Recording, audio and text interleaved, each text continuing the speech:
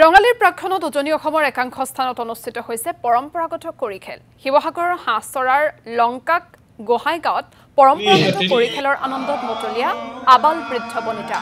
এই কৰি খেলত জয়ী হলে পুৰুষৰ ভাগ্যোদয় হোৱাৰ লগতে অবিবাহিতসকলৰ বিবাহৰ যুগ আৰম্ভ হয় বুলি প্ৰচলিত আছে জনবিশ্বাস।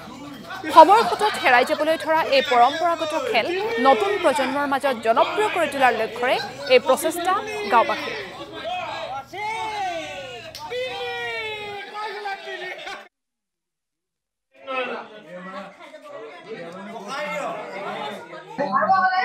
আমাৰ বিহু বহাগৰ বিহুটো যেটো অতিকে আপোন আমাৰ গছৰ পাতেও গছৰেও মানে পাত ফলায় প্ৰকৃতিৰ ৰং হলায় আমি পৰম্পৰাগত খেল হিচাপে আমাৰ বয়োজ্যেষ্ঠসকলে দেখাই থৈ যোৱা ঢাল কৰি খেলটো আমি খেলি আছো। এই কৰি খেলটো কিন্তু পাখা খেল নহয় যে ইয়াত কোনো জোৱা নহয়, এইটো এটা সম্পূৰ্ণ বনানিক খেল।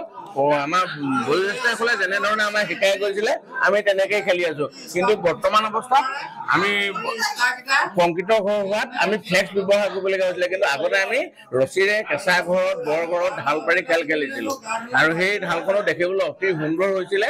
আমি পুৰুষসকলে খেলাৰ পিছত মহিলাসকলে পিছদিনাৰ পৰা মানে কৰি খেল খেলে আৰু সেই মহিলাসকলে তেনেধৰণে খেলিয়ে কৰি খেলটো শিকিছিলে।